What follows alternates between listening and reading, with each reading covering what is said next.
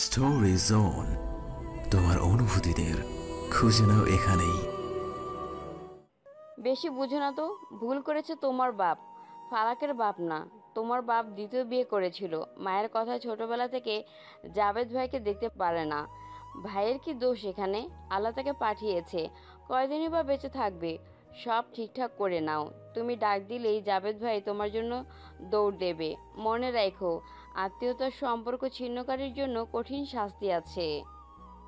কথাগুলো বলে এক প্রকার ভয়েই মেঝের দিকে তাকিয়ে রইলেন রুম্পা বেগম। তিনি অনুভব করলেন জাফর সাহেব ফুটন্ত পানির ন্যায় টকবকে চোখে তার দিকে তাকিয়ে আছে।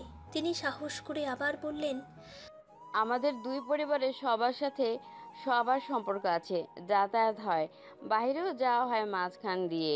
তুমিই শুধু এসব আনন্দ থেকে বঞ্চিত হচ্ছ।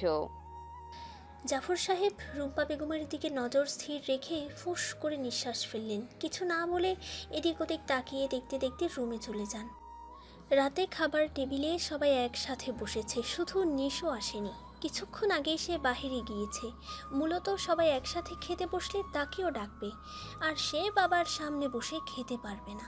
ফালাকের সামনে বাবাকে আর অপ্রস্তুত করতে চাইছে না সে। বাড়ির সামনে ছোট একটা ব্রিজের উপর পা ঝুলিয়ে বসে বসে সিগারেট টানছিল। রাত 11টার দিকে নিশো বাসায় ফিরে। এত রাতে কলিং বেল না চেপে তোয়াকে টেক্সট করে দরজা খুলে দিতে বলে। তোয়া উঠবে, তখনই ফালাক তাকে থামিয়ে দিয়ে তাকে রেস্ট নিতে বলে নিজেই উঠে যায়।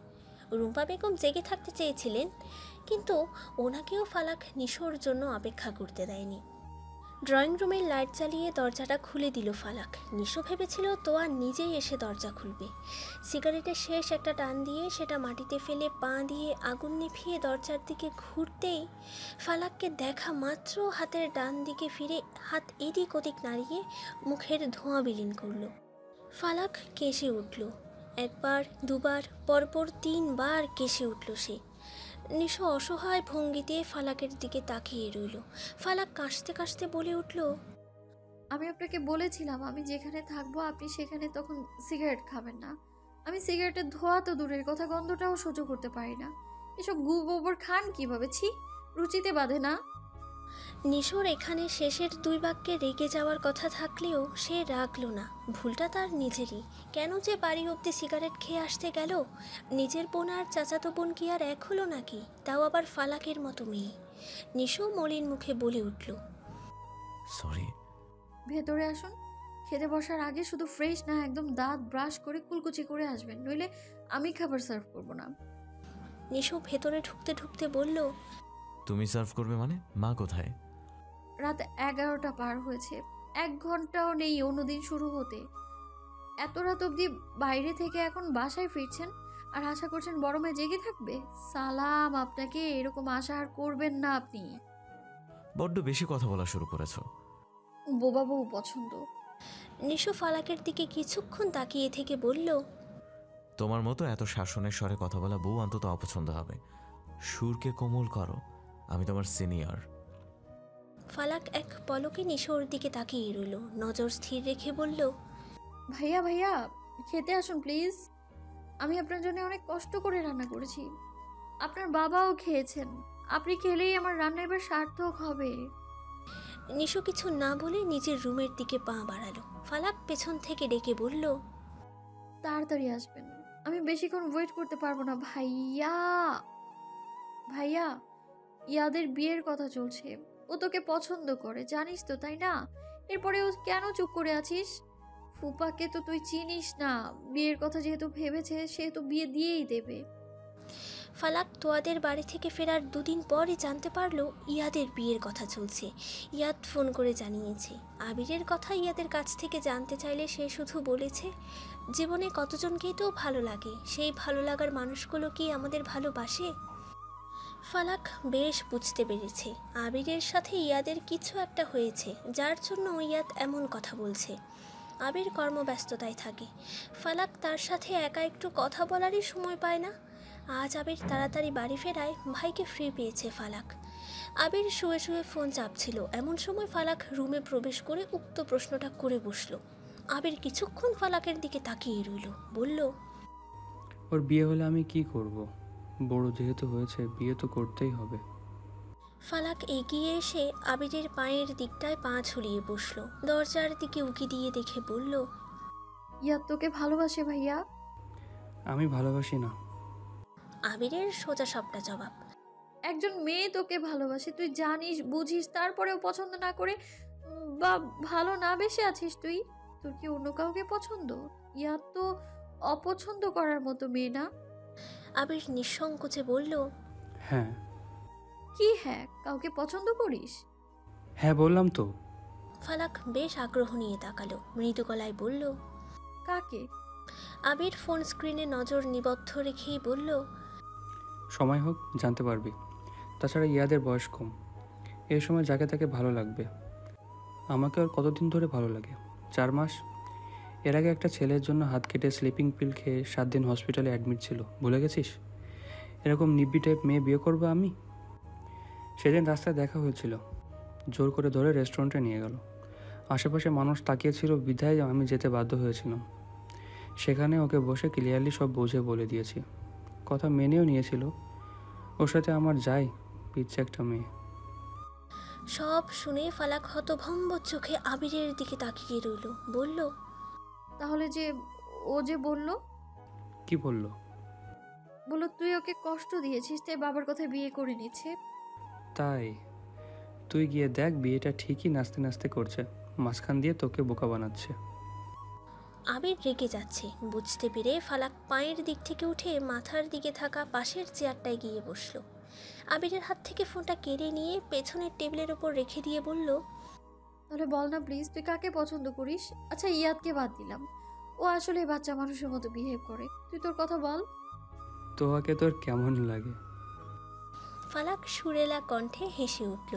ফালাকের হাসি শুনে রাবেয়া বেগম রান্নাঘর থেকে দৌড়ে এসে আবিরের ঘরে উকি দিয়ে বললেন, কি হয়েছে রে? দুই ভাই বোন কি বলে হাসাহাসি করছিস? ফালাক হাসতে হাসতে মায়ের দিকে এগিয়ে এসে বলল, মা, বাসায় আমার ভাবি আনার ব্যবস্থা করে দাও। আগামীকাল ফালাকের পরীক্ষা শেষ। এই কয়েকদিনে সে মোটামুটি ভালোভাবেই সিলেবাস শেষ করেছে। নিশো পড়াতে আসায় তাকে দেখা মাত্র ফালাক নিশোকে রুমে বসিয়ে রেখে চা করতে গিয়েছিল। চা বানিয়ে রুমে প্রবেশ করতেই ফালাককে দেখে নিশো বলল, আপনার আগামীকাল পরীক্ষা, আর আপনি সেজে গুজে চা বানিয়ে সময় কেন নষ্ট করছেন? ফালাক চায়ের কাপটা টেবিলে রেখে ওড়নাটা মাথায় ভালোভাবে টেনে কপাল অব্দি নিয়ে বলল, দেখুন তো, এভাবে আমাকে কেউ দেখলে পছন্দ করবে? পছন্দ কেন করতে হবে? বাবার হাত কাটার পর যে ডক্টর বাবাকে দেখেছিল, তিনি আমাকে পছন্দ করেছেন। সন্ধ্যার আগে মাকে নিয়ে এসেছিলেন, কিছুক্ষণ আগেই চলে গেল। নিশো ভ্রু কুচকে ফালাকের দিকে তাকালো। পছন্দ করেছে মানে? কেন পছন্দ করেছে? একটা অবিবাহিত পুরুষ একটা অবিবাহিত নারীকে কেন পছন্দ করতে পারে? কে কেন? বুঝতে পারছেন না? আমি বলছি শুনুন। ডক্টর সাহেব আমায় পছন্দ করেছেন নিজের জন্যে। আজ তার মাকে নিয়ে বাসায় এসেছিলেন বিয়ের কথা বলতে। বাড়িতে তো সবাই খুশি। নিশো ফালাকের দিক থেকে চোখ সরিয়ে নিয়ে মৃদু গলায় বলল, তুমিও? ফালাক চেয়ারে বসলো। চায়ের কাপটা নিশোর দিকে এগিয়ে দিয়ে বলল, আমিও কি? খুশি? আপনি বলুন আমার কি করা উচিত? নিশো একটা দীর্ঘশ্বাস ফেলে মেকি হাসলো। কিছু বলতে যাবে তখনই ফালাকের ফোনটা বেজে উঠল। ফালাকের আগেই নিশোর চোখ গেল সামনে থাকা ফালাকের ফোন স্ক্রিনে গোটা গোটা অক্ষরে লেখা ডাক্তার সাহেব। ফালাক নিশোর দিকে তাকিয়ে খপ করে ফোনটা নিজের হাতে নিয়ে নিল। নিশোকে ইশারায় বোঝালো সে একটু কথা বলেই আসছে। ফালাক বসা থেকে উঠে বাহিরে না গিয়ে দরজা আর নিশোর মাঝামাঝি জায়গায় অবস্থান করে দাঁড়িয়ে কল রিসিভ করলো। ওপাশ থেকে কেউ কিছু বলতেই সে বলে উঠল, ও আচ্ছা, বাড়িতে ঠিকঠাক মতো পৌঁছেছেন? কোনো অসুবিধা হয়নি তো? ওপাশ থেকে আবারও কিছু বলল। ফালাক কিছুক্ষণ চুপচাপ শুনে বলল, কালকে তো আমার এক্সাম আছে, আপনি পরশু বের হন, আমিও বাবাকে বলে বের হতে পারবো। কোথাও দেখা করবেন বলুন। ফালাক কথা শেষ করলো। দ্রুত এসে আবার আগের মতো চেয়ারে বসলো। সামনে চায়ের কাপ ওভাবেই পড়ে আছে দেখে বলল, এ বাবা, আপনি চা এখনো খাননি? চা তো ঠান্ডা শরবত হয়ে গেছে এখন। হ্যালো ডিয়ার লিসেনার্স, আপনারা শুনছেন স্টোরিজ অন প্রেজেন্স ধারাবাহিক পর্ব গল্প। আমাদের সামগ্রিক প্রচেষ্টাকে উৎসাহিত করতে লাইক অ্যান্ড কমেন্ট করতে ভুলবেন না। Thank you.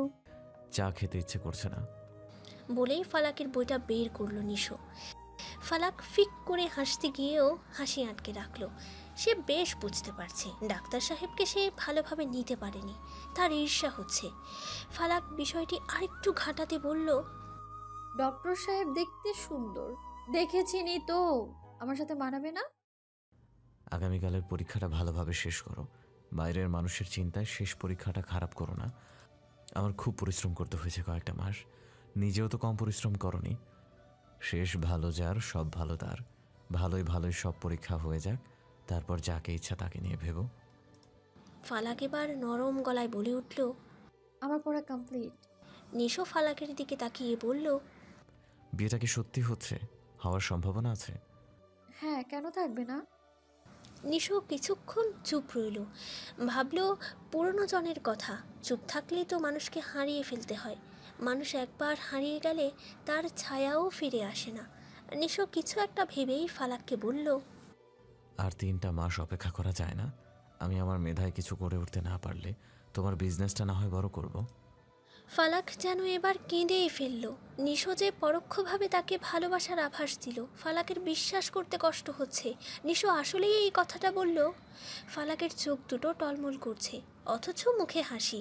আঙুল দিয়ে চোখের নিচটা মুছতে মুছতে বলল, আমি এই কথাটা শোনার জন্য আর ওয়েট করতে পারছিলাম না, বিশ্বাস করুন।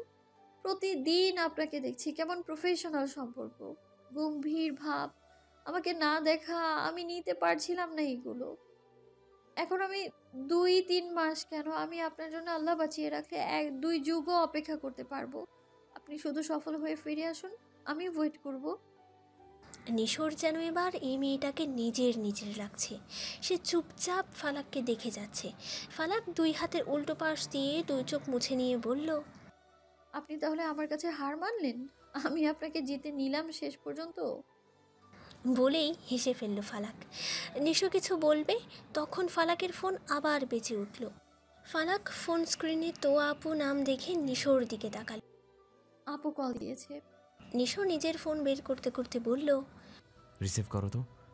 আমার ফোন সাইলেন্ট ছিল, হয়তো কল দিয়ে আমাকে পায়নি, তাই তোমাকে কল দিয়েছে। ফালাক কল রিসিভ করতেই ওপাশ থেকে তোয়া বলে উঠল, হ্যালো ফালাক, ভাইয়া কি তোর ওখানে আছে?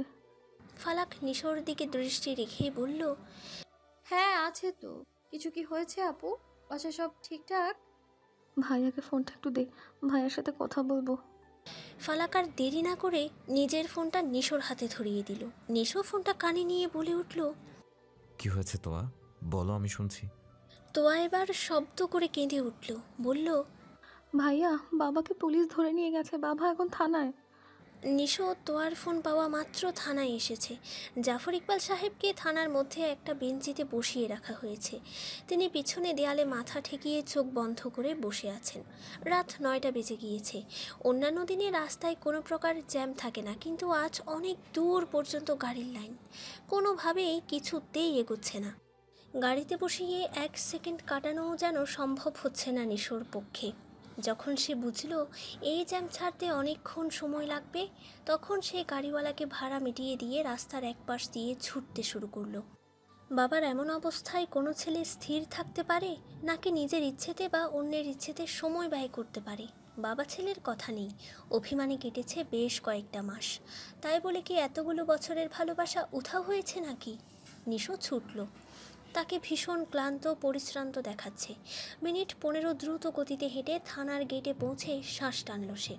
এতখানি পথ এভাবে হেঁটে আসায় হাঁপাচ্ছে সে। থানার গেটের দারোয়ান নিশোকে দেখে এগিয়ে এলো।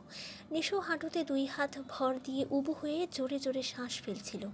দারোয়ান এগিয়ে এসে নিশোর পিঠে হাত রাখল। আব্বা, আপনি?